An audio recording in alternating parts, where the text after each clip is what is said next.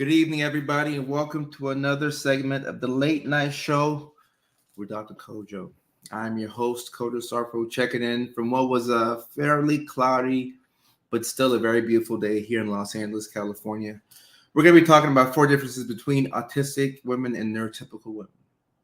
This is DM that I got, so I put together a little list while I was at the gym today, and I feel like I can provide y'all with some value. And give y'all some insight into life on the spectrum as a lady, not from personal experience, obviously, but from clinical experience, from research that I've done. So hopefully this is something that you all are able to take in and appreciate. I'm looking here. We forgot to add TikTok. How did I forget to add TikTok? It makes no sense. I'm going to add TikTok here briefly, so that way our TikTokers can also enjoy this live stream. But in the meantime, go ahead and use the comment section to let me know where you're checking in from. Your name should already pop up if you're watching from Facebook, but let me know where you're checking in from and your name. So like I said already at the beginning of the live stream, my name is Kojo Sarfo, and I'm checking in from Los Angeles, California. Let me go ahead and allow my TikTokers to come through. Where are my TikTokers at? Put this URL in the stream key, and y'all know how it goes. There we go. All right. Okay, save changes. We are now streaming on TikTok. Let me see if it pops up on TikTok. Yeah, there we go. We are now streaming on TikTok. Everything is all good in the neurodivergent hood. Yeah, that was corny, but that's me. All right. All right, so go ahead, grab a seat. Everybody, come on in. This live stream is a perfect chance for us to body double, to get some stuff done.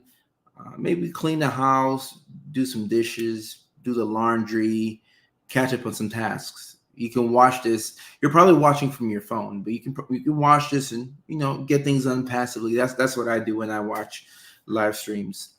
All right, Edna be lurking. Edna, what's going on? Edna from YouTube. Cassandra, I'm good. How are you doing, Cassandra? Hope life is good on your end. Where are you checking in from? We have Charmaine checking in from Rhode Island. Wow. Okay, Rhode Island, stand up. Cassandra, yes, ma'am. And I appreciate that. I tell everybody when this live stream is on, take this opportunity to get something done.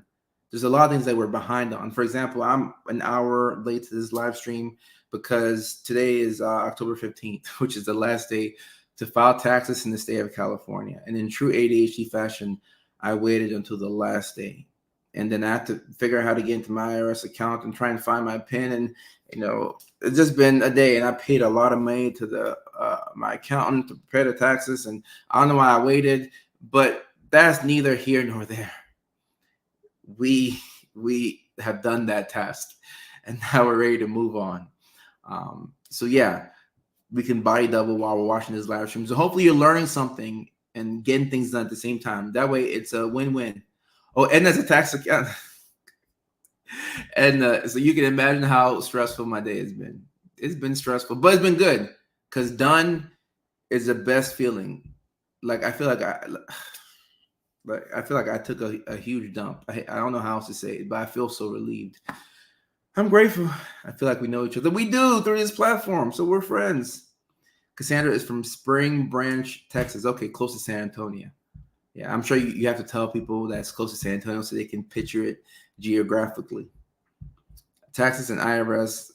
I agree. I think if you're neurodivergent, we should probably have like an extension just because of who we are. But yeah, it's done. So I feel good. I feel great. We're live streaming tonight and we're talking about 4 differences between autistic women and neurotypical women. And I made it. God is good. All right. So when we're talking about autism in women, I've talked about this before, but you tend to get diagnosed later in life. And I think that's one of the biggest issues, because whenever people ask me like, oh, do I need to get like, what's the point of a diagnosis, ADHD or autism? Like, does it make sense to get diagnosed? I always tell them the same thing. I say, hey, some people self-diagnose, some people know and they can identify with a condition, but the advantage to getting diagnosed is that you for sure know that you have this condition. And once you know that you have it, you can start to take the steps necessary to adjust your life so that way you can live a life that's, like your best life. You want to have a life that you're proud of, a life where you're thriving. And if you don't know that you're neurodivergent and you don't have the tools to, to get through life and to thrive, you're going to be confused. You're going to feel like something is not quite there, like something is missing. And that's no way to live life. We want to live life with excitement. We want to thrive. We want to live a productive life, and a life where we're proud of everything that we're doing and the people that we actually are. So it does help to get that diagnosis. So when you look at women who have to wait for years and years and years and years for a diagnosis, that's a lot of years going by where sometimes you don't know who you are. You're not making decisions that best represent who you want to be and where you want to go. So that's why the diagnosis is so key.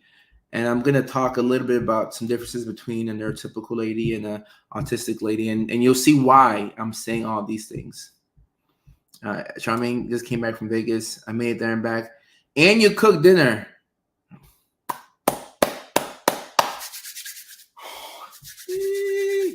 That's the first love of the show. As a Black woman, I found no resources for being neurodivergent. So Edna, I know that there's resources out there, but I don't disagree with you. It takes a while to find resources specifically for you. And also, we're learning about this stuff in real time. Like, we're just now learning about it. So live streams like this is kind of like how we get the word out. Confusion is real.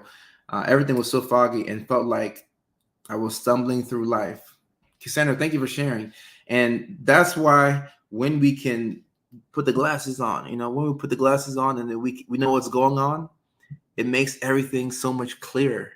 And that's why when people get diagnosed, they're like, oh, I knew something was going on. I just couldn't put, couldn't put a finger on it. I couldn't put it into words. And for me, when I first got diagnosed with ADHD, or more specifically, when I first took medications for ADHD, it felt like the first time I put glasses on. I'll never forget the first time I put glasses on. I was in 5th grade. I was in Jacksonville, Florida. My uncle had sent the glasses from Nashville, and we lived on the 2nd floor in our apartment building. I went outside. I put my glasses on. I looked down from the balcony, and I could see the blades of grass. I had never seen blades of grass in my life. So, like, I could see every single detail from the 2nd floor, and it blew my mind. I was in 5th grade, so I'm like, what, 10, 11? I was like, wow, people have been going their whole lives and they could see so clearly. This blew my mind.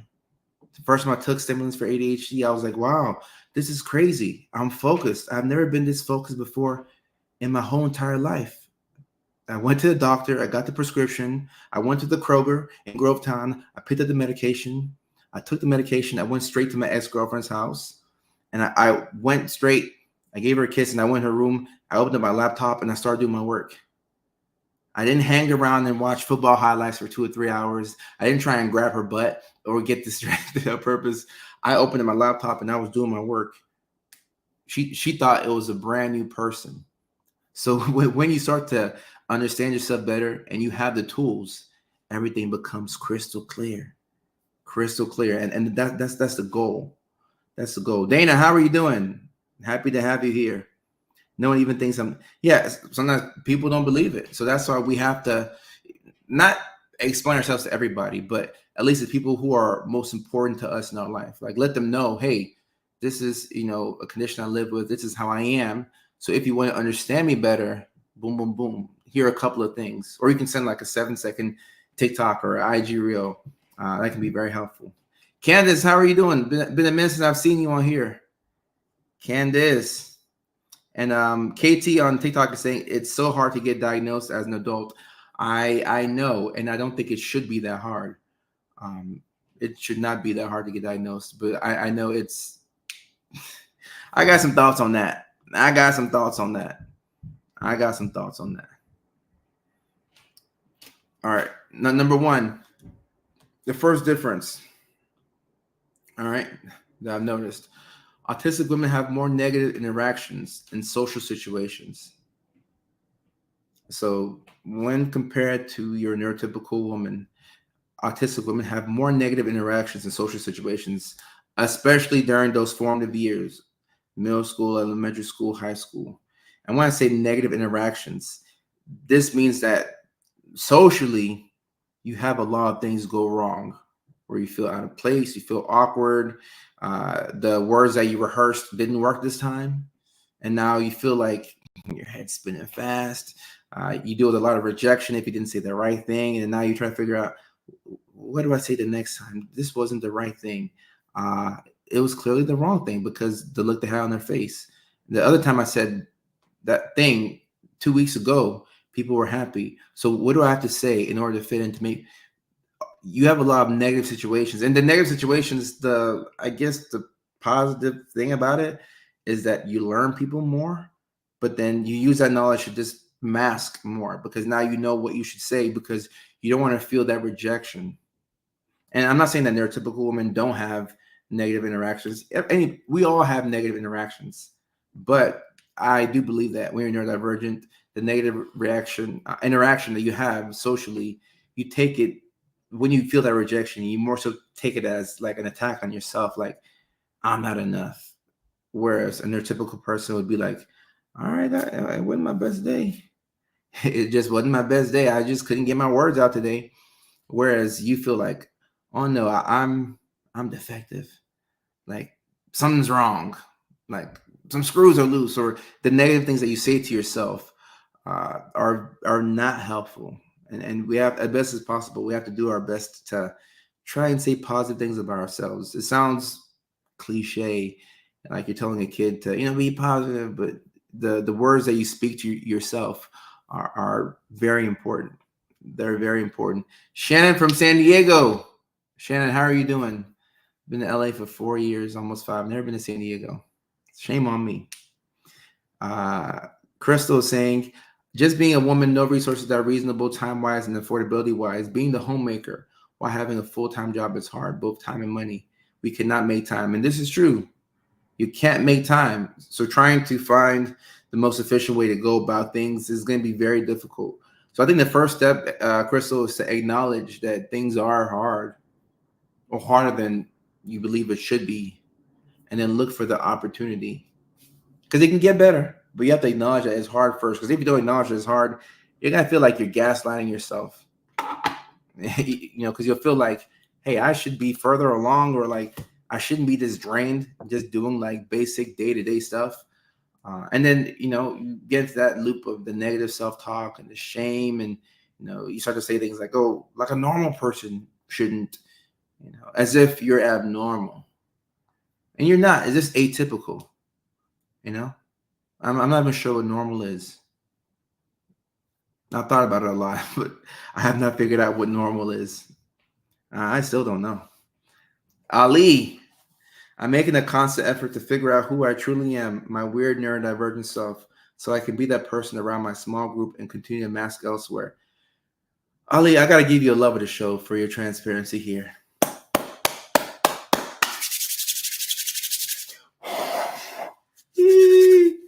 And ADHD 4.0 on TikTok says, masking drains me so much. It's so hard to just do basic tasks. And it is true. And you have to realize that the reason why you mask, I think somebody commented on my TikTok today, and they said, I don't mask. I've never masked before. And I just can't find any friends. I was like, that's why you can't find no friends, because you're not masking. You got to mask to find friends. I'm not saying that you should do that, but that's why we mask. We mask so we can learn what's socially acceptable, and then we can find friends, because we all want to have friends. We all want to have friends. So that's why you mask. We all want to keep a job. So that's why you mask, because unmasking can cost you your job. Like, we got to be real. Do you want to lose your job in this economy because you unmasked? So Ali, I see what you're talking about.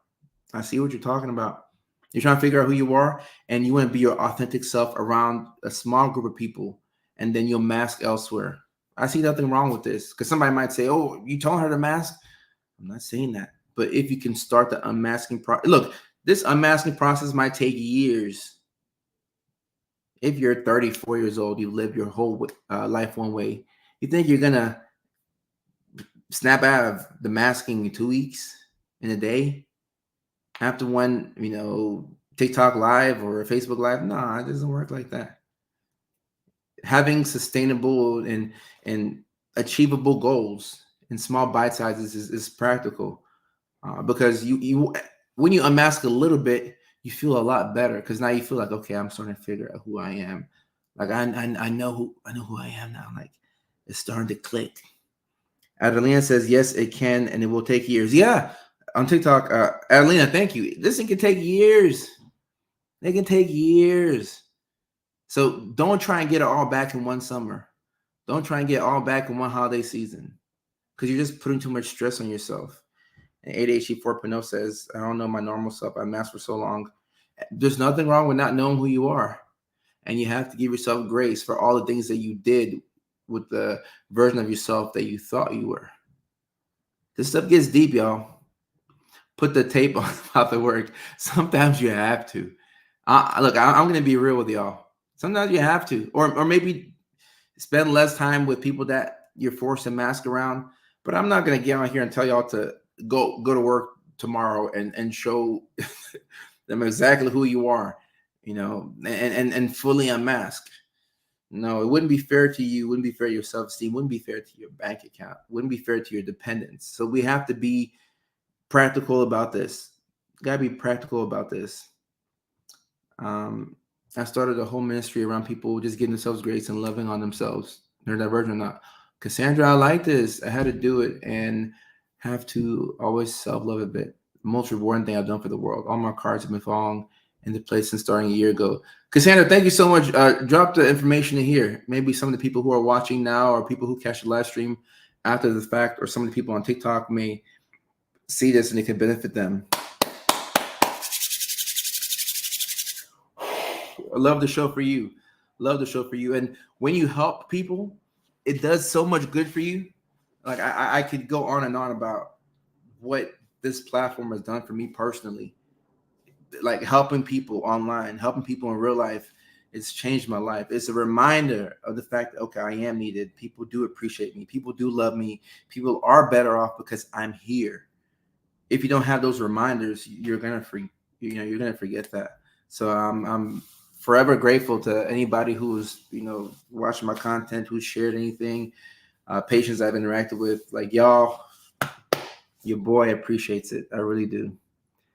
And Kate says, what's commonly diagnosed incorrectly but can be autism in disguise? What's commonly diagnosed incorrectly but can be autism in disguise? Kate, I'm not sure I understand that question. Like, what makes people diagnose another condition but it could be autism? Good question, Kate. I think it's more of the silent things. For example, the hair twirling that I talk about. A clinician might see a woman who's twirling her hair. As y'all can see, I have a lot of hair to twirl here, right? Look at this hair I'm twirling. I mean, I could dread it out, right? So clearly, I ain't got a lot of hair to twirl, but y'all get the point. Y'all get the point. All right.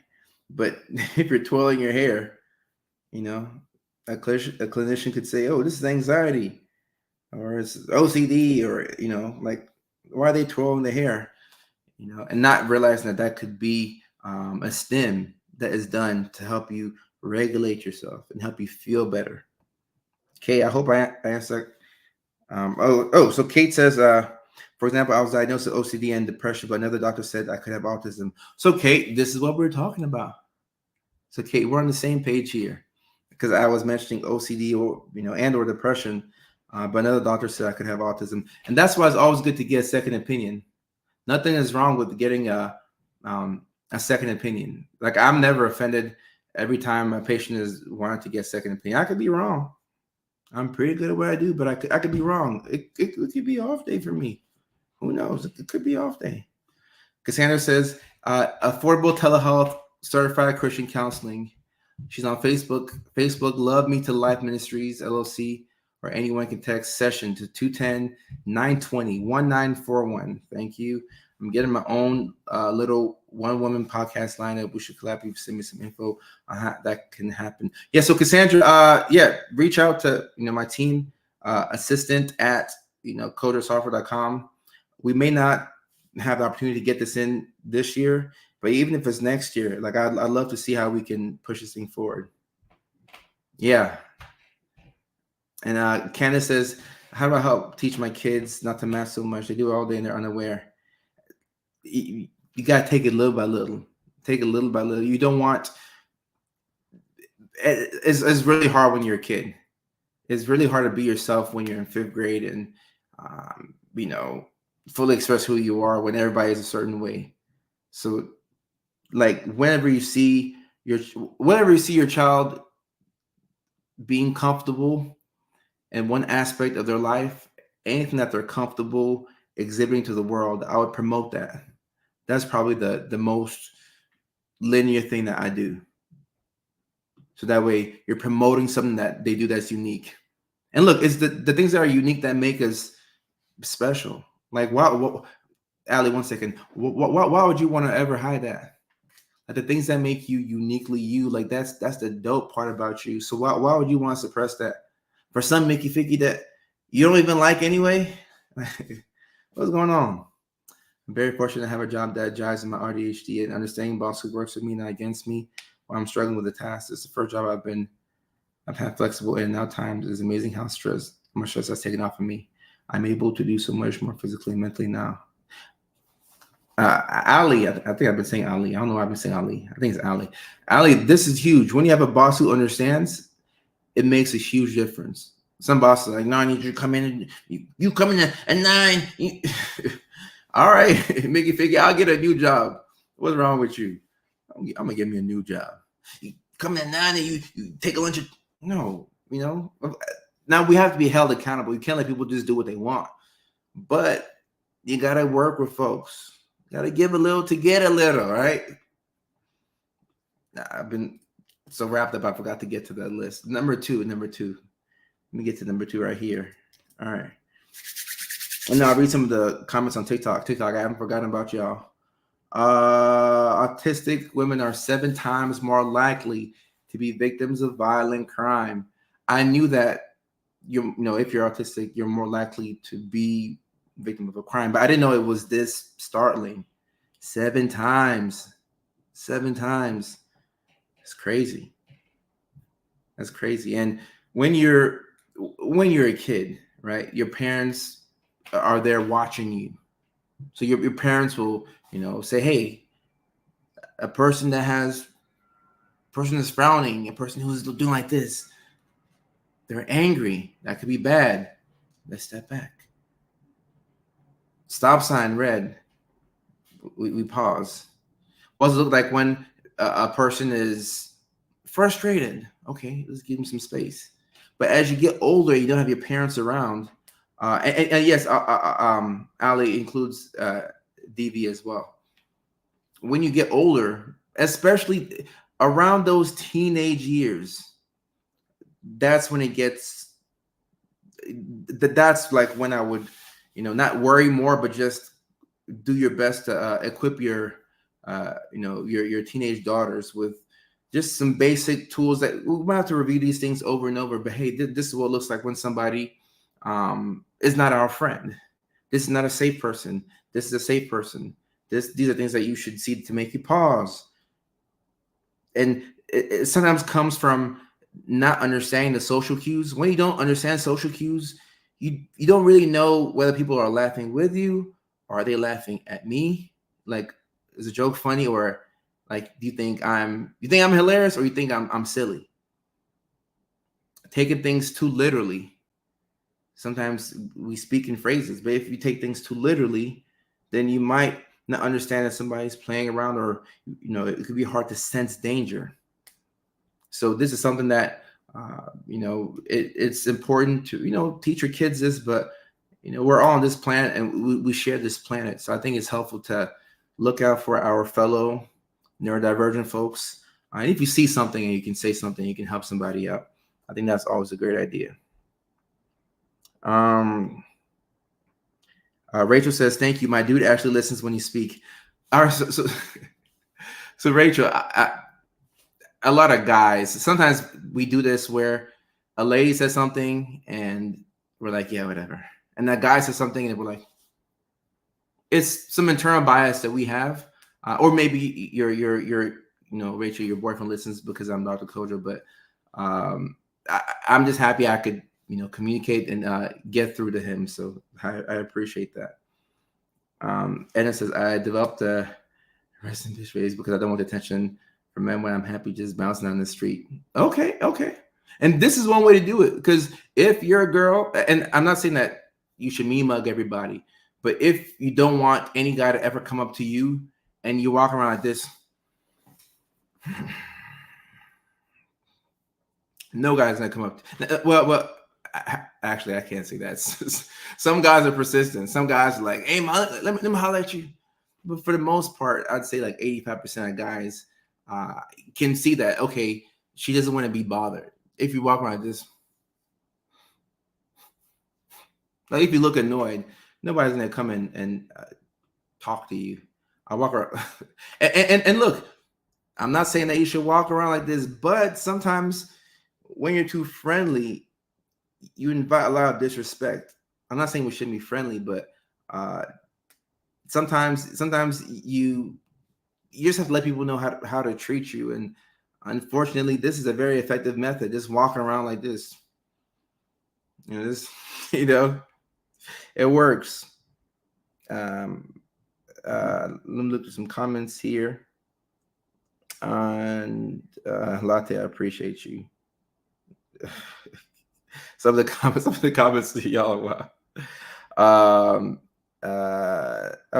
Okay. All right. Okay. All right. Cool.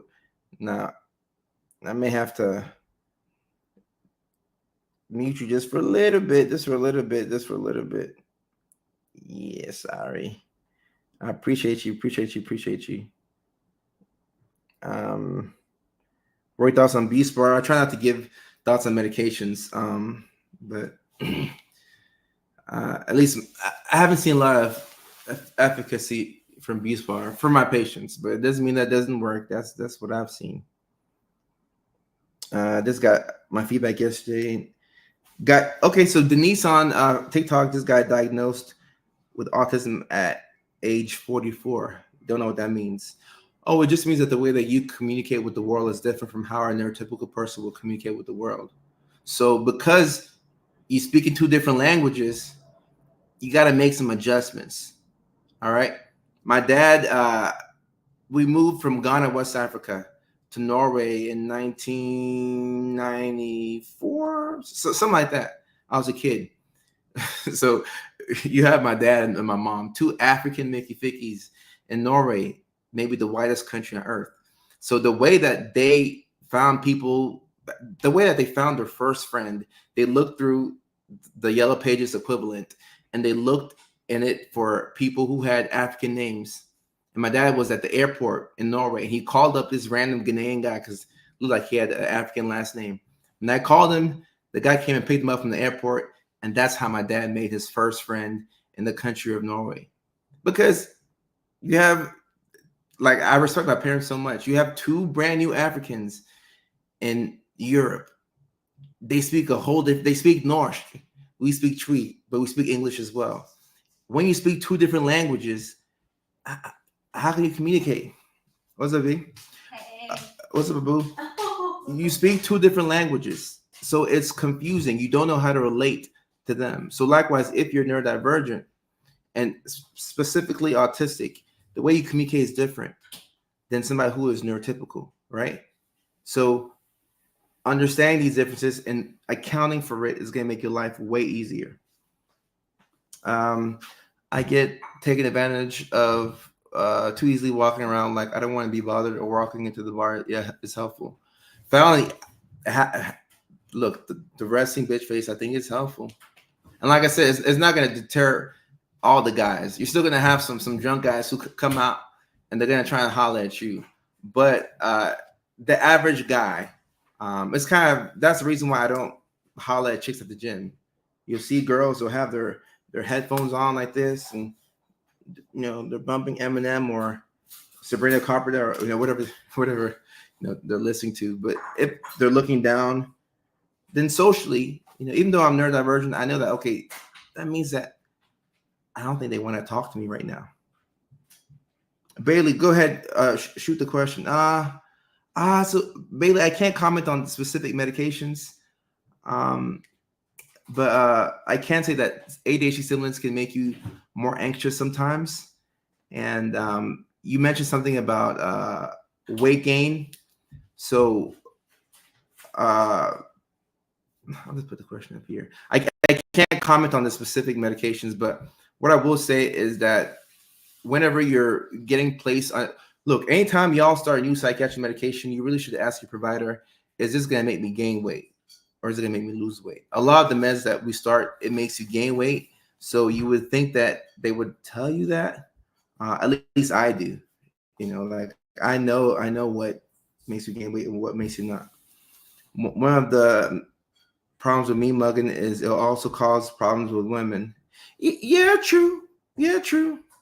Yeah, but do the pros outweigh the cons?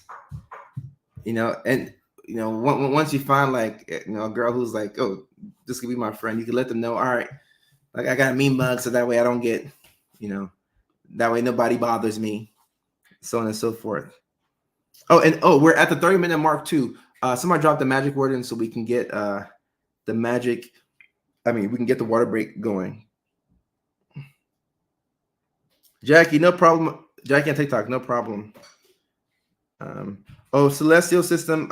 Yeah, I have moderators on TikTok, but so okay. I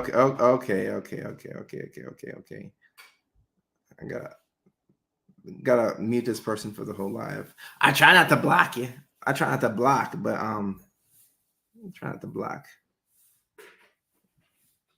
Oh, how to make friends. We're gonna have a live stream where we talk about how to make friends when you're neurodivergent. There's a big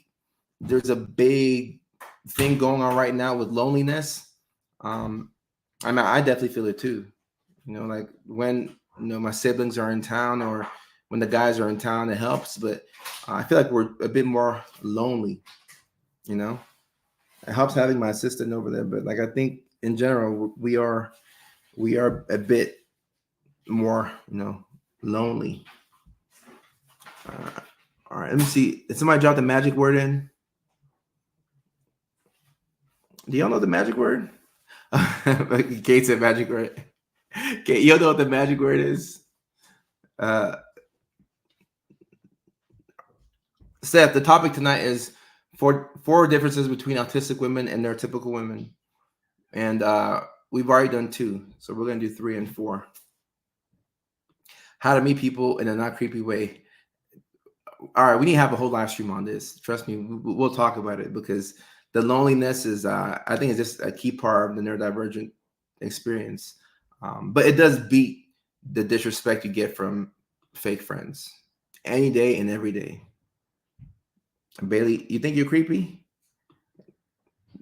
Who says that? All right, so nobody knows the magic word. All right, I'm gonna have to put the magic word in here. Magic word is cheers. Cheers. All right, y'all. It's time to get some water in. You know how it is when you're neurodivergent. Sometimes you don't be drinking water. You be underhydrated and parched. Big cheers, y'all.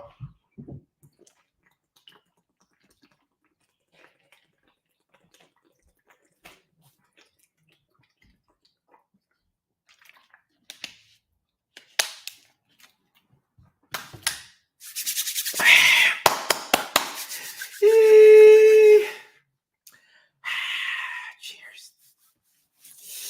Get some water in. The water make you feel good. The water make you feel good.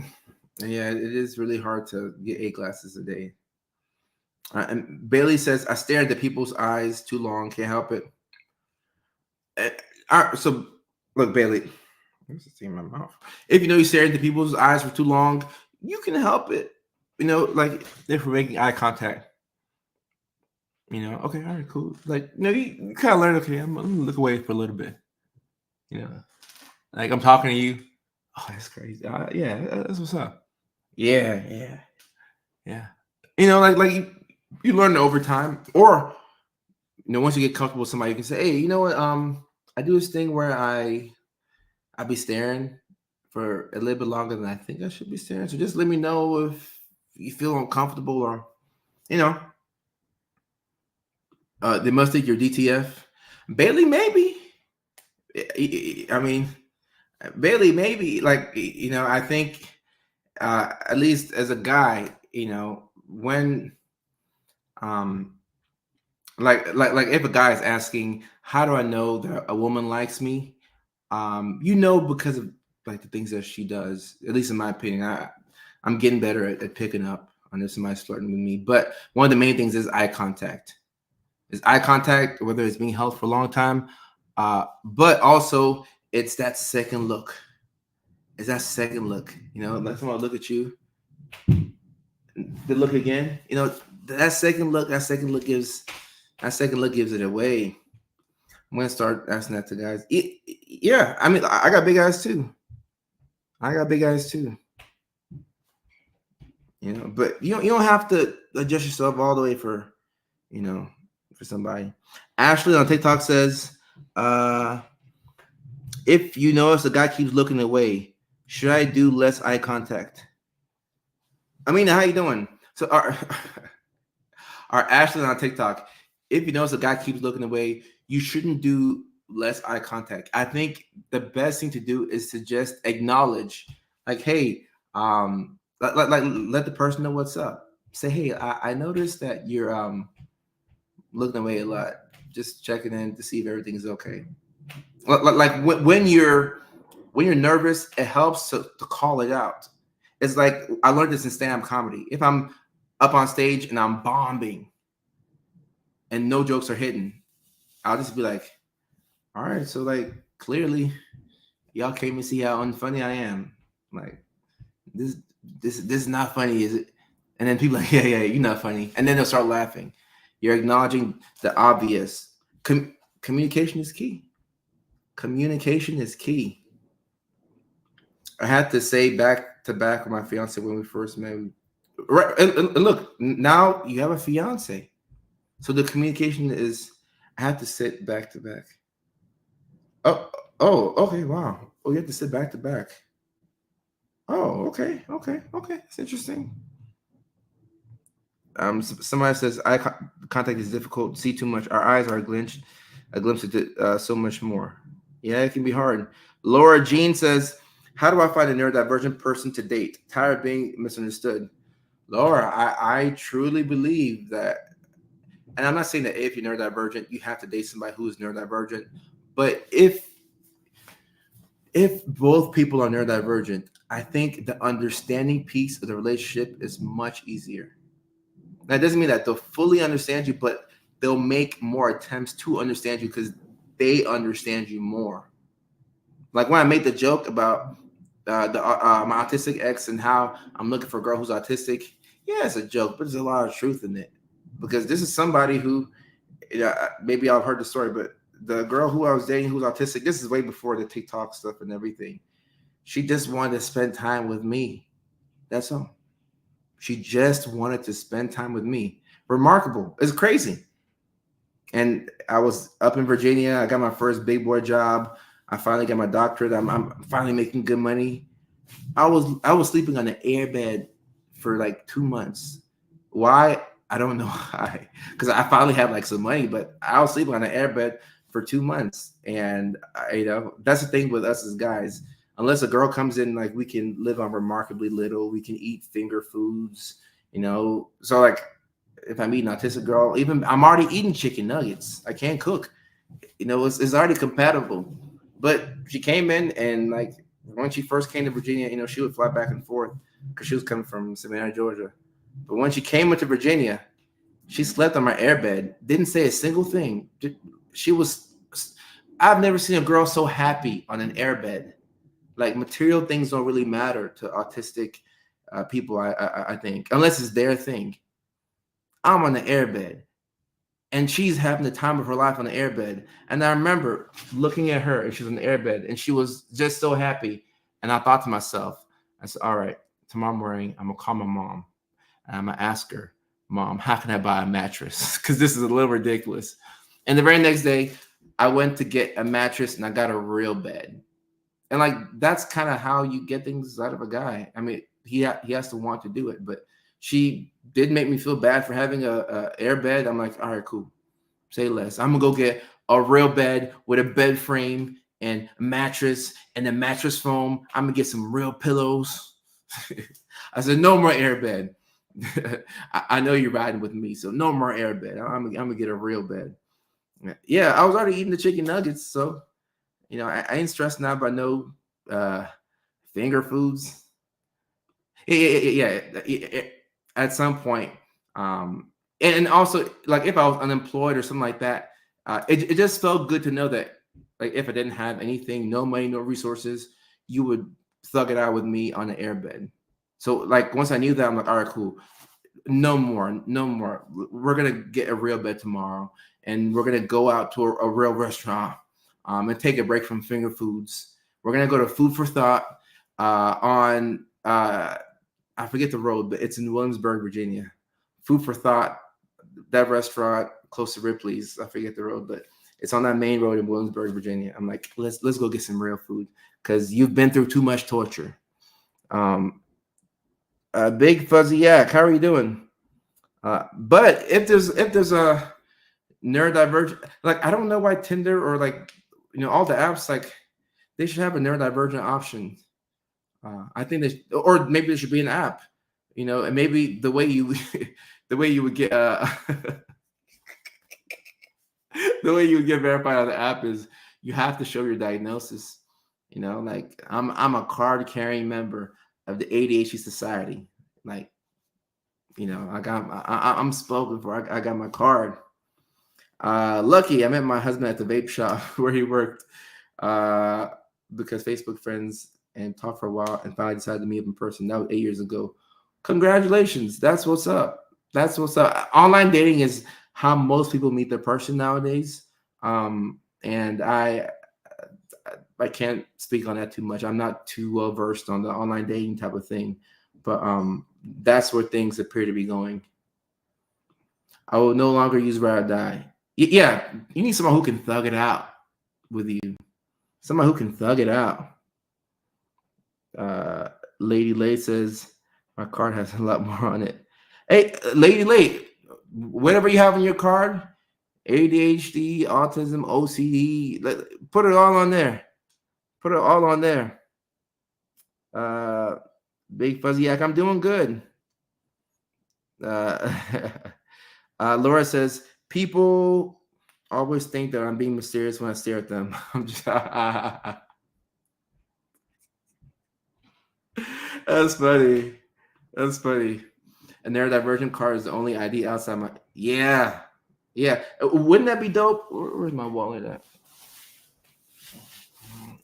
I must have lost his Mickey fix. All right, whatever. But it'd be cool to just pull out my wallet. I got my card right there, or like little macro bracelet. ADHD, anxiety, depression. That's funny. How old am I? I'm 31, Lady. That's what you asked. Yeah, Tiff. I might need to run with this idea myself. Okay, all right. The third difference between autistic women and no, there's not a real card, but I think that there should be one.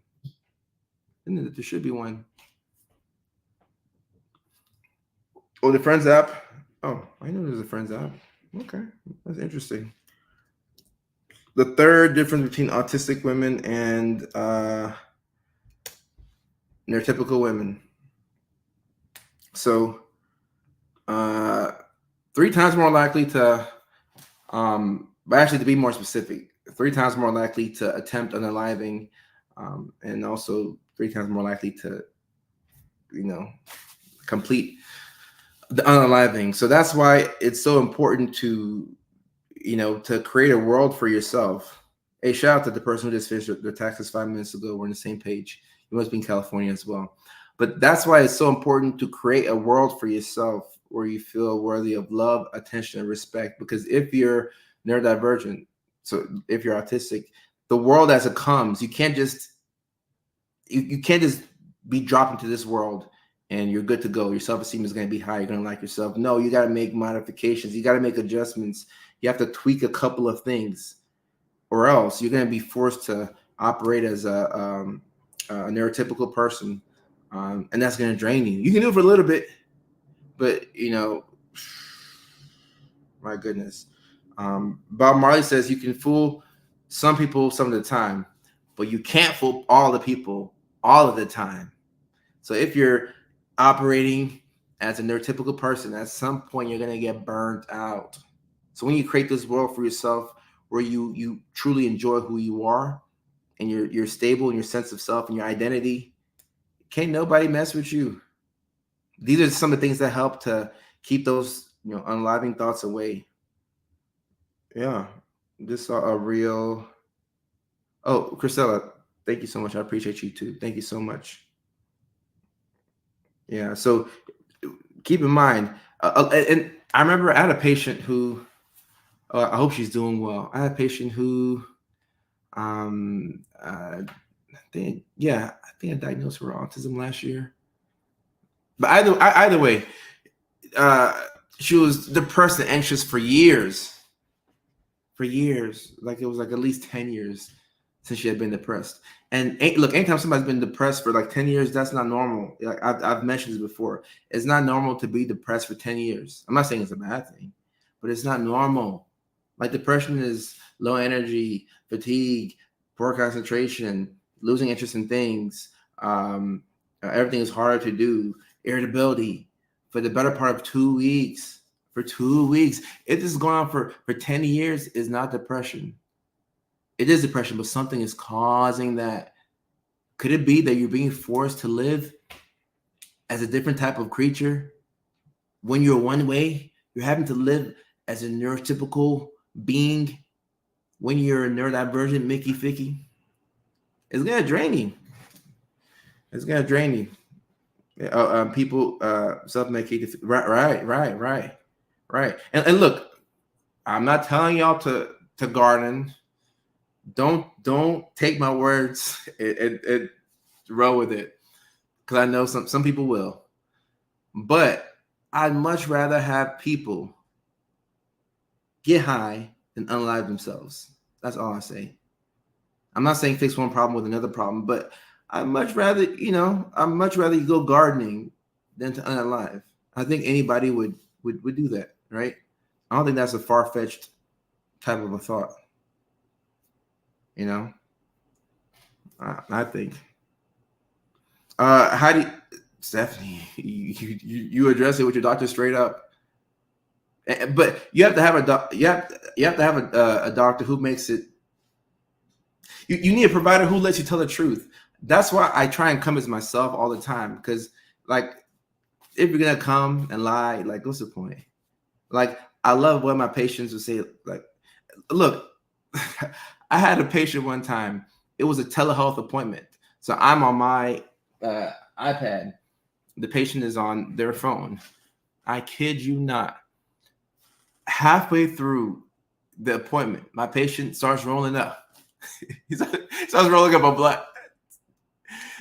He starts gardening. My bad. I'm not trying to get this live stream He starts gardening in the middle of the appointment.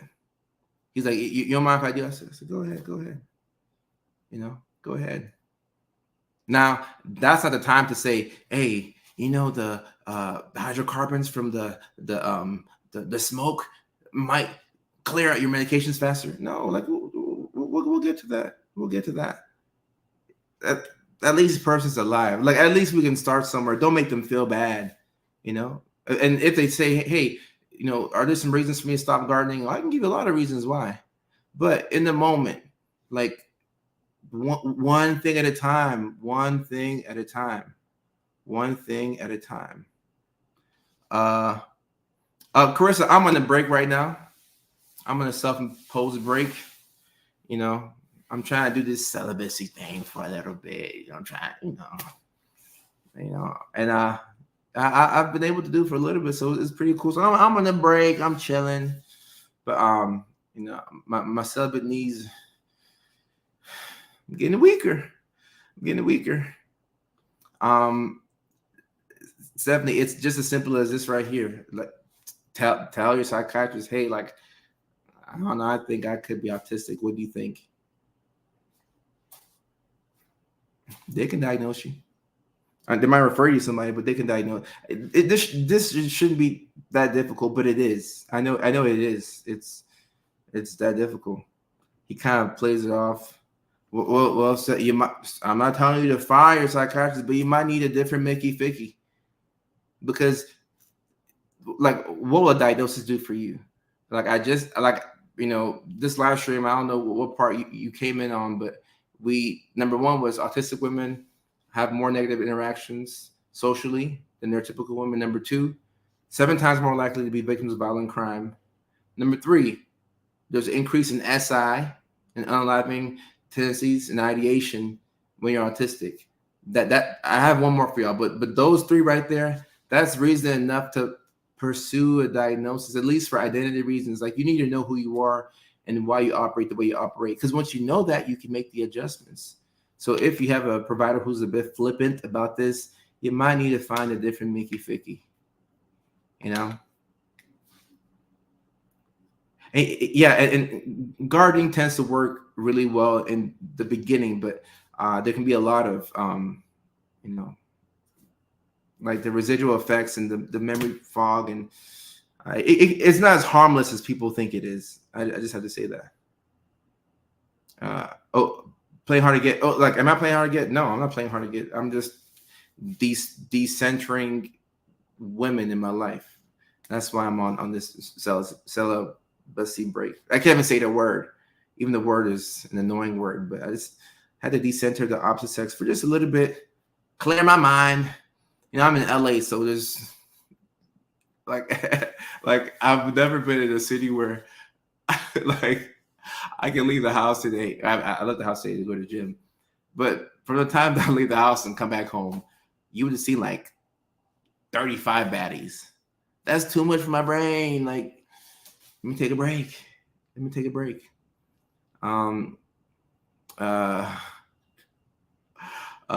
Just tuned in to. Oh yeah, did you have like your child or somebody, tell you what the gardening is, or you figured it out? Mia, yeah, I have to see. I have my practice manager who she knows how to do all the telehealth stuff. I could see kids. If she gets in the picture, she can help me out. Otherwise, I don't know how to see patients on my own. I only have to see patients. I only could see them like through a hospital. But I have a practice manager who said she might want to come back and work. If she comes back, then I'll let y'all know if I'm seeing kids in certain states. But I would need Carol's help. Carol knows how to do that. Hey, how are you doing? What's up? Oh, Felicia, look, I'm neurodivergent too, so I'm able to relate. Like, I know what it feels like to be on the outside looking in. Lucky, that's what's up. Let me see what TikTok is saying. Ashley, you're right. It's up in LA is crazy. And Ashley, thank you so much. I'm happy that you're acknowledging this, because being celibate in Gary, Indiana. No disrespect to Gary. Gary is, Indiana's great. If you're from Indiana, don't take this the wrong way. But being celibate in Indiana is different from Los Angeles. It's taking a lot of restraint. I'm trying. I'm trying my best. Some doctor said they don't diagnose adults. Okay. All right. Oh, Mia, I still have an Arizona license. If Carol comes back, she can get it set up. Otherwise, I don't know how to do it. I was a kid who didn't get things I like because I didn't look excited enough. Ah. And Chase says, I've been depressed for at least 14 years. Yeah, if you've been depressed for 14 years, depression is a symptom, but it's a condition as well. There's something that's causing that depression. So if you go down to the root, grab it out, wherever's at the root is causing the depression. You fix that, you change your life. You treat the depression as it presents, you just have a Band-Aid. You're trying to change your life, trying to give you a new way to live. I'm so because of perimenopause. Oh, look, there's a lot of reasons why people might be selling perimenopause, or maybe your antidepressants have no feeling or no drive. It's much harder when you try and force yourself. But I'm trying. Oh, Santa Barbara is harder. Tiffany, really? I know it was a college town. I've been up to Santa Barbara once. It's a college. Oh, wow, okay. Oh, okay. Tiffany, I respect it. Wow. I respect it. Santa Barbara, they got the beach over there. Yeah, LA is a different beast. That's all I can say. LA is a different beast. It's a different beast. I somehow walked into a relationship and didn't even realize it. Had to fix that, aka immediately shut it down. Stop talking to the person because I felt I was not clear and secret. Lydia, this is also a neurodivergent thing, and this is why it's good to sometimes just pause, because I've done this thing before, where you're just talking and you're talking to an old girl and she's cool, she come over, we're hanging out. Maybe I might take her to a premiere or something like that, even though I try to not do that, because I don't want to post show it to the whole world. Like, I don't know if we're gonna last, but sometimes we go out, and before you know it, 5 weeks has gone by, and I'm like, why is she over every single day? And I'm not saying that I don't like you, but you're over every single day. I got goals, I have dreams, I have a purpose. I'm trying to be a mental health champion. I'm trying to make my content. I have all these ideas and all these note cards and notebooks, and I'm trying to make my content for my community. But you're over every single day that you want to spend the night, and then it's already hard for me to wake up in the morning, and then you spend the night, and it just throws off my routine. But then when she goes, and I don't see her for a week or two, I'm like, oh, I wish she was over. Where is she at? I know she's somewhere here. I know she's in Sherman Oaks. But I need my space. I wake up with your morning breath. And then, okay, this kid's watching. Never mind. Yeah. Leave it in morning breath. A random piece of advice for someone tonight. My random piece of advice is, a lot of people love you and care about you. Let's keep that in mind. I say that to patients every time. Just keep in mind, a lot of people love you and care about you. So take that. Sometimes it doesn't register, but a lot of people love and care about you. So don't forget that. Don't forget that. Off-label research for lamotrigine to help manage. So Brittany, I have not. I need to look into this though, because I think lamotrigine, I think it's a wonderful med. I've seen it be a game changer for a lot of people, and I know we use it off-label for borderline sometimes, personality disorder, even though it's mainly a bipolar 1 or 2 thing. But no, Brittany, I'll look into this. Yeah, I'll look into this. Thank you. That's dope. I need to look at that. And Tiff, oh my gosh, my goodness, I referenced Bob Marley.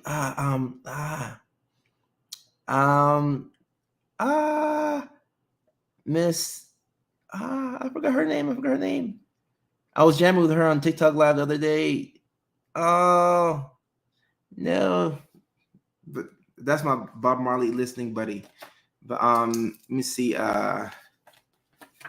Lamictal and autism. Wow. Let me look into that. Let me look into that. But yeah, and look, man, other people are time.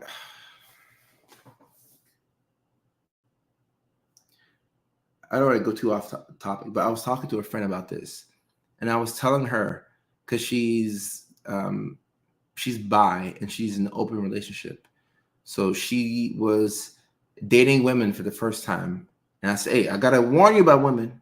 Women are the best thing of all time, but at the same time, like it takes a lot out of us to, to just, you know, to court a woman and to, And she's like, yeah. And she was texting multiple people.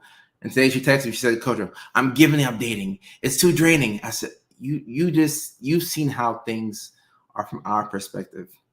And once again, this is a communication issue. It doesn't mean that we don't like the girl, but it's just that sometimes like Lydia said, sometimes we accidentally end up in relationships. They're so easy to get into and so hard to get out of. And when priorities are different, it's like you're, like I want to do this, but you want to do that. Or I want to do this, but you want to spend all time with me. I want you to spend time with me, but I gotta breathe too. Like just give me a little bit of space. Like I promise you, just just a little bit of space, and like let me sleep tonight, and we'll do whatever you want tomorrow, but just give me like a little bit of space just to breathe. And that could be a neurodivergent thing where, like sensory overload, or we just get shut down. And sometimes that's why I don't mind loneliness or solitude or celibacy, because at the very least you have some peace, like peace of mind. Peace of mind. Oh my goodness. Peace of mind is beautiful. Peace of mind is beautiful.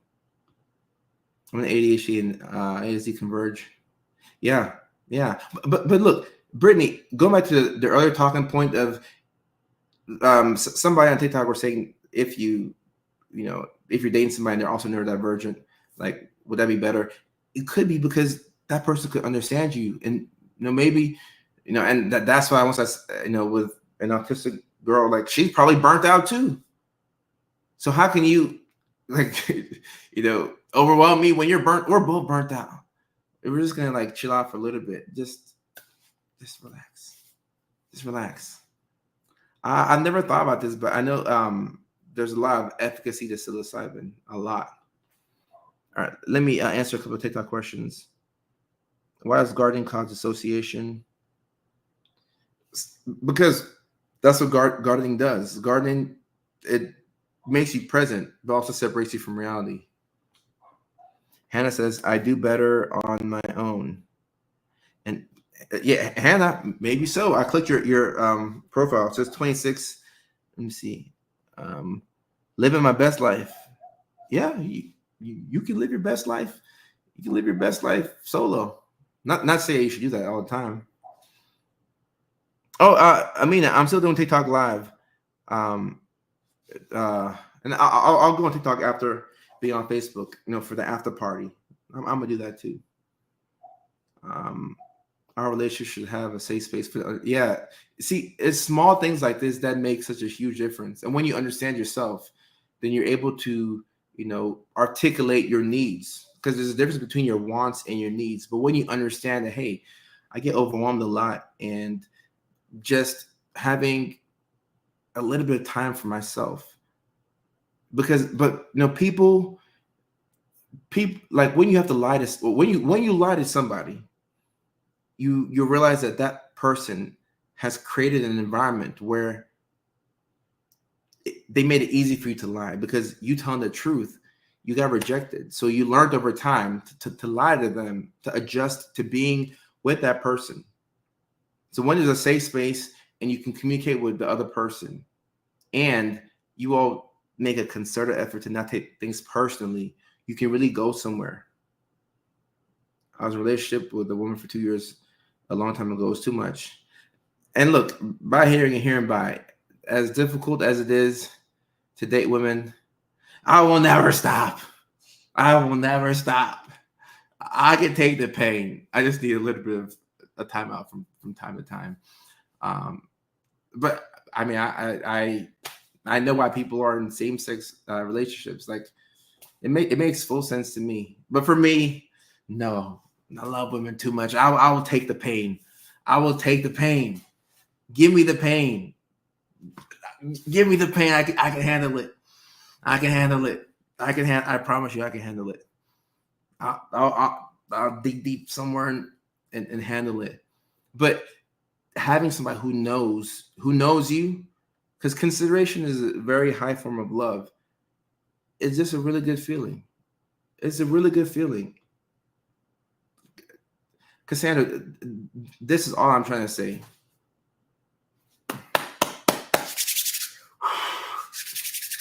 And see, if y'all both neurodivergent, you know that you're not hurting him because he gets it. So now you can go take a break and he can go hop on Madden. And then when you all come back, you're better for each other. But when you're dealing with, I'm not husband material. I'm good. I know that. I'm good. I'll pass on this. But when you and your partner can both tell the truth without having to cap, it's a good feeling. There was this clip that this comedian posted online, and the net of it was he was talking to some girl, and the girl was like, "What time are you gonna get home?" But he got off his flight and he got home at like 3:00. But he told the girl, "I'll be home by 8:00." So that way he can get 5 hours to rest. And I felt seen so much because it's small things like that I've had to do. And it's not like a big lie. It's not like I was with some other girl last night. It was just I got home at 3, but I told you I got home at 8 because I just needed that 5 hours to just decompress, take a number 2, look at the wall, look at the sky, watch some funny TikToks, take a shower, just be me a little bit.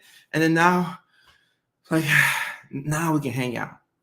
But it'd be really nice to, be with somebody and say, hey, I arrived at LAX at 3:00. I got home by 4, but I'm busy between 4 and 9. After 9, you can come over. Without it being like how come I only come over at night? I'm just tired. We can hang out tomorrow. It's don't type. What's TikTok saying? Oh yeah, Laura, I love women too much. I'll never go to the other side, but I respect it. I need someone who can be alone again. Laura, that makes sense. I've always said that one of my dreams is to be in a room. And I mean, it's happened before, but to be in a room by myself, and then maybe my old lady is like on that couch, like just in her own world. Maybe 45 minutes go by, we don't say a single word. Like you're in the back stimming and I'm stimming too. I'm just chilling. That'd be amazing. Cindy, how are you doing? Cindy, it's been a minute. Job title, psychiatric mental health nurse practitioner. And the doctor comes from going to school for an extra year to get your doctorate. So doctor of nursing practice, specialty in psychiatry and mental health, Samantha Daniels. I've been following since the pandemic. Listened to your post and read your book. Chris, thank you so much on TikTok. Thank you so much. Chris, you saved your life, and I was just in the passenger seat, helping you out. And thank you for supporting the book, which I don't always have on me, but I happen to have it here. So Chris, thank you so much. I appreciate you. It means a lot to me. Right. Tiffany, oh my gosh. I'm in the room and I'm just in my own corner and you are at your own corner. Like just stay there and then just let me decompress. It will be amazing. Hey, Bailey, this is a neurodivergent love language. Let's just be nonverbal and get weird. Like just stay in your corner. I'll stay in my corner. Oh, this not bring the energy of the room down. This is we're recharging our batteries. That's all like we got to recharge. You know, that's how we have portable chargers. It's almost like this thing is charged. I put it on my back, and it charges me up. I just need some time to myself. Just some time. Yeah, Hayden, I agree. Just to clear my head, and like as guys, you know, and I don't think this is a neurodivergent thing, but as guys, we're thinking about a lot of things, especially in relationships. We're thinking about, you know, our aging parents. We're thinking about our siblings. We're thinking about finances. We're thinking about, you know, what your old lady. We're just thinking. So it's just nice to like sit back, and I promise I'll stay in my corner. I won't try and touch your butt. I'm gonna just stay in my corner. And I get distracted, but I'll just stay in my corner and just recharge. And then once I get some energy, I'll be good. Tiff, thank you for being on. I appreciate you. Thank you so much, Tiff. Recharging is a must. And when you recharge, you'll realize that you'll just be a better person, a better version of you for everybody, better for yourself, just better. Just you'll just man. Hayden, I appreciate you too. Yeah, and I'm grateful for this moment. I'm happy you were here. I'm happy you were here. I think about everyone's life. Too much empathy. So Bailey, when you say normal, I'm not sure what normal means, but it just means that you care a lot. It could be neurodivergent, you know, hyper empathetic, but just have to know how to have some boundaries and just do your you know, do what you can, you know, and then wish the best for other people. Wait, now always such a but. Yeah, but you know, when you do that, you get distracted, and then you know, yeah, I know how this works. You know, I get distracted, and then something else happens, and then now like an hour went by, and I still didn't post the content that I wanted to post because I'm laid up in the bed, you know, whatever. So I'm gonna try and just a little timeout because it'll teach you discipline. Like timeout, just I'm not gonna touch it. And if I'm asking for like this, like an hour to decompress, I think that's a reasonable exchange. Just let me decompress for an hour, please, please. We share too much air. That's funny. Share too much air. Oh, you have to give a damn because if you don't, then what are we doing? Like you have to care. Like you have to care. You have to care. Now the fourth um, difference between autistic and neurotypical women, because we've been going in and out. I wanted to, you know, have the fourth and last one be something that's more positive. Um, Autistic women become slightly happier with age and more satisfied in adult relationships than their teenage years when compared to neurotypical women. And I don't think that the average neurotypical lady is just like walking around sad and just like not enjoying life. I think it's more so that, you know, when you're autistic, like your friendships that you had when you're younger, they weren't built on a solid foundation. Like these are the masking friendships. Like you did this to get through middle school. You did this so you could be a cheerleader. Like, you know, like you did what you had to do. But as you get older, you do have fewer friends because the more you mask, your friends go down like this, masking friends. But if the quality of your friendships are deeper, there's just no better feeling of being accepted by the people that you want to be accepted by.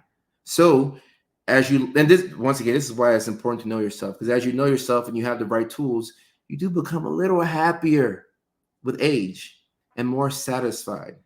So there's hope. You can't forget that there's hope because you do become a little bit more happier because now the friends that you used to have 18 friends. Now you have 3, but the 3 friends that you have, they really care. These people care whether you live, you know, whether something happens to you, and the fact that they care means all the difference. Like it's man, and like I would say I have fewer friends too now. But man, like my guys, I mean, my friends, my people, I can tell them the truth. I don't have to lie. Like I hate lying. I'm already on TV and I have to be like, like like I gotta be like, I just want to be myself. It makes a difference when people allow you to be yourself. I think it's allowing somebody to be themselves is scary because they may not be your people. They could leave. And a lot of relationships and friendships are built on this imbalance to where it's like, as long as you do this, I like you. So when you just let people be, you're gonna find out who they really are. But when you get to that point where you're searching for the truth, it's like, damn it, I need the truth. Like I'm not going back. There's a point of no return. And a lot of y'all who are here are probably already there because you don't just stumble upon this content. You're probably researching something about signs of being autistic, or like, I feel like I'm not like you've been researching things, and then the algorithm places me on your on your FYP or whatever, and then you're like, oh, where was this content 10 years ago? Now we didn't have short form content 10 years ago, but that wasn't the right time for you to get it. This is the right time because back then, like you hadn't gone through everything that you've been through, but now like we have experiences, we have a lot of trauma, all that CPTSD, which is trauma after trauma after trauma after trauma after trauma. So now you have the pain, you got the scars. So now you're ready to learn because now you're like, all right, okay, I already know what the alternative is like. I'm good. I have to move forward. I gotta move forward. Candace, is life changing. When you know, you know. So I think this is a neurodivergent thing where sometimes we can have addictive personalities. There are people I interact with social, and look, loneliness is a huge thing, especially for autistic people. But and look, if you have one friend goes a long way. I was wild net when I was young. Well, how long ago were you young? As we settle into ourselves, yeah, it makes sense.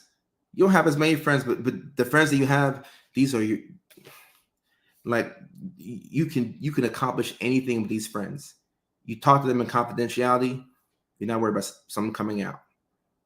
Like you can be yourself around. Like I value that so much. Like I don't have to lie. Wow. Ain't no shame. Because whatever embarrassing thing you told your friend, they told you something way worse. I'll never allow myself to bend the truth about my boundaries, but I don't care to date a person and have to suss out whether or not they're lying. Yeah. And look, Brittany, think about this. If you are a recovered or recovering people pleaser, you know how much insecurity, and anxiousness you had, which made you people please. So once you cross over to the other side, you can make a real argument that, all right, cool. If that person is a people pleaser, do they really like me? Or are they just doing that because they think I want that? It gets deep because now you're like,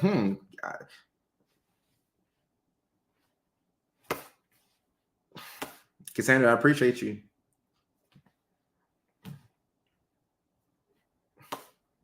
Oh, a lot of freedom in knowing yourself. It's so important to know yourself. Oh my gosh, it's so important to know yourself. And look, the people pleasing tendencies, it doesn't go away all like. That's why look, you can't be too hard on yourself. Like if you make a little bit of progress, we'll take it and we'll move on to tomorrow. We'll go on to Wednesday. It's all good. You can't get it all back in one day, 1 week, 1 year, a couple of years. This is a process. This is a process. I might ship to land at port in this area. Just don't want issue. Yeah, it's easier to be fake and have people like you. That's true. Logan, how are you doing? It's been a while. I have ADHD and I have a addictive personality. Yeah, we tend to have that. We tend to have that. And Laura's saying they make the effort to understand the way you communicate. Right. Because if people when you get to the point where you see things for how they actually are, and you make decisions based off of that versus how you feel about that person, your whole life will change. Be careful if you want to do this. Be careful. Be careful. Don't just wake up one day. You gotta ease your way into this. You gotta ease your way. I would say this is probably the first year that I made an intentional effort to do that. To look at people and things for what I'm seeing in front of me, what they're actually doing versus how I feel about them. It may flip my whole shit. It's crazy. Because now I'm like, oh wow. Yeah, she's extremely pretty, but I don't like that. That's not self-serving. That's disrespect. I have to check that. I don't like the way you talk. No. I don't like the way you treat my family. No. This can't work. But you're blinded because of how you feel about the person, or maybe how they look like, or maybe their social status or something on the periphery. But when you take things for exactly what you're seeing, yeah, you'll have less friends. Yeah, you'll be in fewer relationships, but there's no playing that's happening here. You lose a lot of people, but you won't lose yourself. Don't lose yourself. Don't lose yourself. Yeah. It'll make your head spin. It will make your head spin. Struggling to mask in corporate settings after unknowingly masking 4 years before diagnosis. So Lori's saying that she's struggling to mask in corporate settings. And Lori, it's tough because when you make an intentional effort to mask, like the way you do one thing is really how you do everything. So you may want to unmask everywhere. There was a lady earlier in the street who was saying that she is working on being more authentic with her friends and then masking at work. That makes complete sense because you have to. A lot of neurodivergent people enjoy working for themselves because you don't have to play that game. But until you can work for yourself, we'll play the game a little bit. Gotta give a little to get a little. You can do what you can. But when you're struggling to mask, just take it as a sign of, oh, I'm just getting closer to myself. But you gotta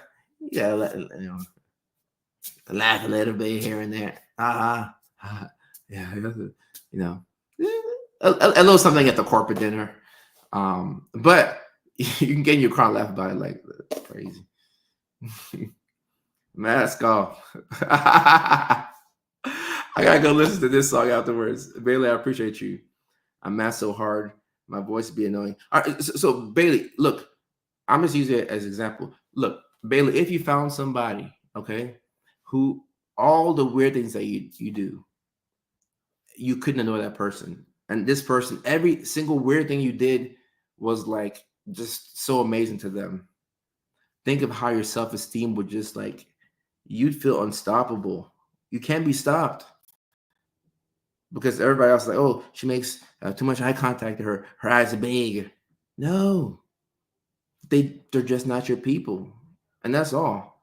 That feels a lot better than becoming somebody else and then being accepted for that, because now you have to keep that up, and then you can. It's gonna come at a great cost. Everyone I ever dated wanted to chop my head off, but they say they like my charm. Hey, the thing that makes you love that person is the thing that it gets on your nerves. But once again, you have to learn how to communicate with that person. And look, we are like beat over the head with too many options. Like it's too many options. It's like too many apps, too many options. You got Instagram DMs. Like it's a lot. It's a lot. It's a lot. Trust me. It's a lot. And I know because like even 10 years ago, we didn't have this much optionality. It's too much out there. And people aren't putting effort. Like relationships should come at a cost. Like I know I said earlier that like, I get, frustrated if, I accidentally get into a relationship and now the girl's always coming over and I can't get some time to breathe to myself. Yeah, I still get frustrated because I have things to do, but a lot of that stuff is warranted. Like there's no way you can be with somebody and not pay a cost. It's going to come at a cost. It's supposed to cost you something emotionally, but it shouldn't cost you so damn much. You know what I'm saying? I'm highly scripted at work. Same. I can see somebody switching it up just to throw you off. Like they ask the question differently, but how will she answer this question today? You know, just throw you off. Brooklyn, I'm happy it helps. And you know how this works. Like I'm not the only one who's accidentally got into a relationship. It just happens, and you're like, hold up, she ain't left the crib in 2 weeks. She here? What? She taking my dog for a walk? How she know my password? What's going on? I'm trying to put myself out of years of depression to heal from the trauma to figure out what I really am. Okay, Logan, you got this. But look, also keep in mind that, like, what's life without joy? Don't wait to introduce joy into your life. You know, like you can be going through trauma and depression, all these things, but whenever you have those small moments of joy, you got to take it. You got to take it.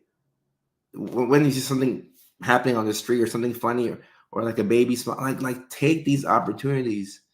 You know, life is not just all about like, man, like I'm overcome. Yeah, we're overcoming but we have our whole life to overcome all this childhood trauma and all this. Like, let's relax. Like, you know, like stress kills. I do my best to not be stressed. And as long as I get sleep at night, I'm not stressed. It's only this lack of sleep that will, it'll get me. But if I'm sleeping, I'm not stressed. What am I stressed about? My parents are here. My siblings are here. If ever, any moment they're not, we'll address that when, something like that, whenever. But for right now, damn it, I'm gonna enjoy life. I'm gonna enjoy life. Yeah, let's be ourselves. I looked up and Dad moved in. oh, Candace, he moved in with you? Oh, okay. Okay. Cool.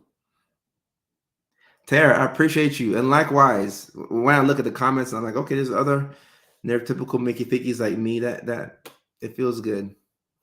Putting milkshake at Chick-fil-A. I'm mad. Yeah, no, it's hard to take it off. It's just like the movie with Jim Carrey. Remember how hard it was to take that mask off? You had to and once he got the mask off, all of his powers were gone. He was smooth with the mask. You saw how I never see Jim Carrey. Jim Carrey out here dancing. He was smooth with the mask. He took it off. It's like, who am I? And that one scene where he threw the mask out, or he tried to throw it out the window. I'm like, hey, don't throw out the mask. The mask is how we, the mask is how we get friends. The mask is how we get romantic partners. Like, do you want to be alone? See, you gotta I don't know if Jim Carrey's autistic, but you gotta take your time to get the mask off. Sleep is huge. Sleep is huge. Yeah. So yeah, I'm using StreamYard for this. Yeah, I am. And TikTok, I know I've missed a lot of comments, but whenever I go live, I always come on TikTok for the after party, and we can play music. We can't play music on Facebook. It shuts down the stream, and then it's hard for people to catch it after the fact. So we can't play music on, Facebook, which is a primary place that we're streaming to. But the after party in about like 5 minutes when I go on TikTok exclusively, then we can play some music, some young boy and low shimmy, and that throwing some Bob Marley. My music takes all over the place. I'm gentle online because respect. Carrots, chicken nuggets, ate too much right now. I'm so bad. Masking is a curse, mostly though, because keeping the people I don't like away is yeah. So this is a big advantage of not being able to mask. You don't have to worry too much about people coming in with the wrong intentions or whatever, because you're not that attractive to a manipulator. They're not looking for you. They're looking for somebody who is sweet and kind and charming. So they're not looking for you. That's an advantage. I appreciate that. And Tara, thank you very much. Um, Kathy on TikTok. Yeah, Kathy, I was looking for your name. That's my Bob Marley buddy. A random opinion for self care. Make self care fun because it's a necessity. So like at the gym, like I've already kind of reached my workout goals. So now like like I wanted to put on muscle. I've kind of done that. So now I think of new games. Like I count things while I'm on a treadmill, and I look at things while I'm lifting. Like I try and make the gym fun now because like when I wanted to get muscle, I was like, oh, okay, I'll go to the gym. But now like at some point you kind of like you get your shape. And so I'm always looking for ways to make self-care fun because I know I need the gym, not even to look good, but I need a gym so that way I don't crash out. Some of us need the gym for mental health purposes. And it just happens to make us be in shape and be attractive and all that. But some of us need a gym for, just to make sure we don't crash out now. So it's a big part of self-care. I just make it fun. So if you look at self-care as a fun thing, as a game, you'll do it. But if you look at self-care as I gotta walk today, man, like I gotta take a shower. Like even when I'm brushing my teeth, like if I'm brushing my teeth or I'm flossing, I try and make it fun. Kind of like I'm brushing my teeth with like a 5-year-old next to me. I don't watch the Real Housewives. I know there's a show or something like that. I don't know. Diddy's clone is in jail. I don't know. Your spicy can burn. Yeah. Same here for me. I never knew what was wrong until a couple months ago. It's freeing. I thought I was I'm super smart. And when you learn about yourself at a more advanced age, you gotta give yourself time to take in all the emotions. Because your first thought is you get to feel like Robin Williams' wife in Mrs. Doubtfire. Because you feel like a trick has been played on you. You're like, everybody knew but me. You're like, the whole time, the whole time, the whole time,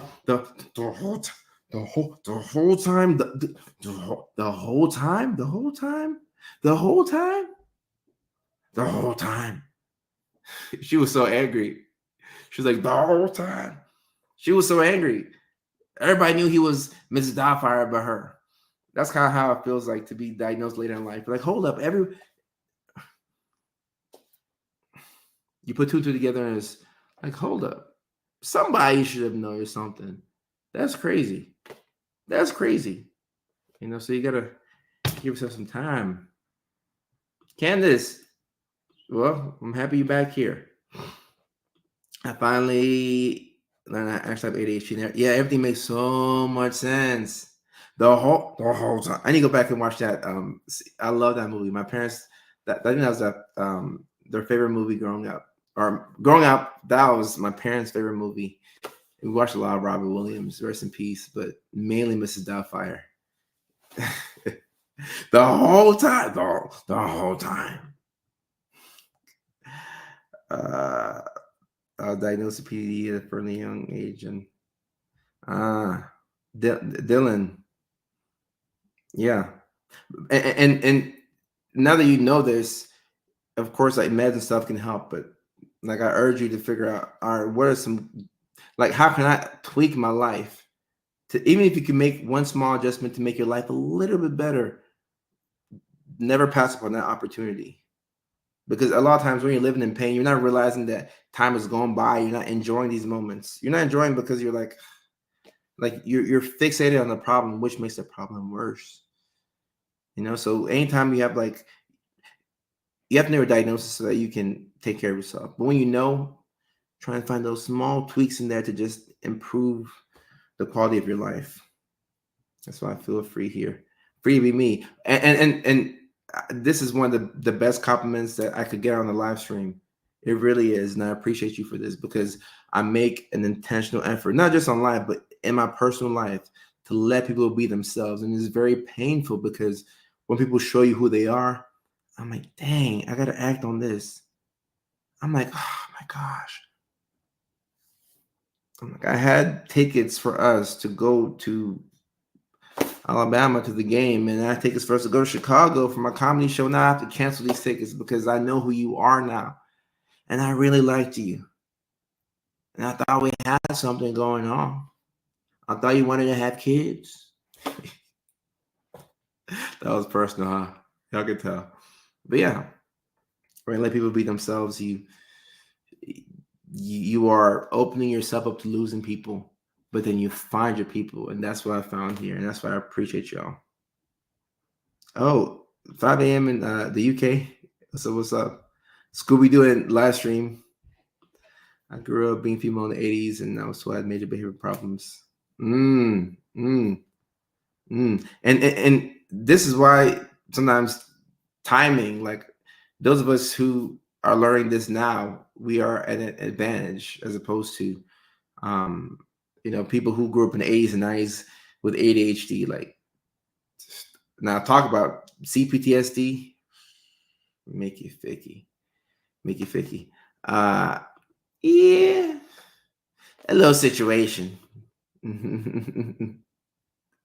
All right, okay, all right. So for my oh no. So she would have given me some kids, but that wasn't a problem. It was like a respect thing.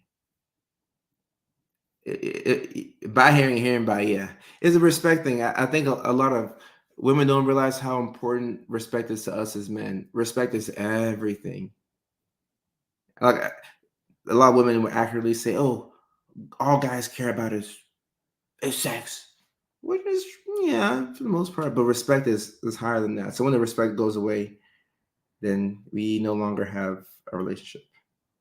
Uh, I gotta get the video re-recorded, right?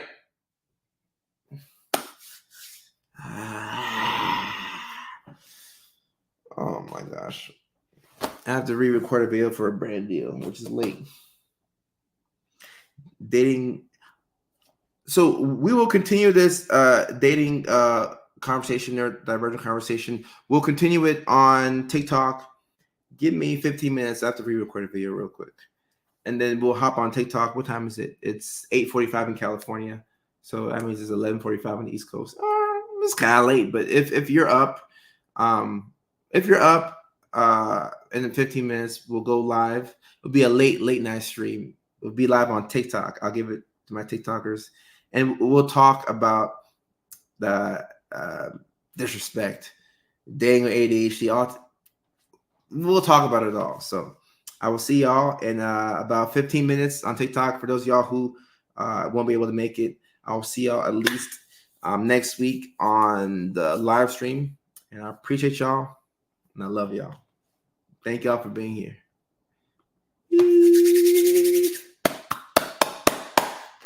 See y'all in 15 on TikTok. See y'all soon.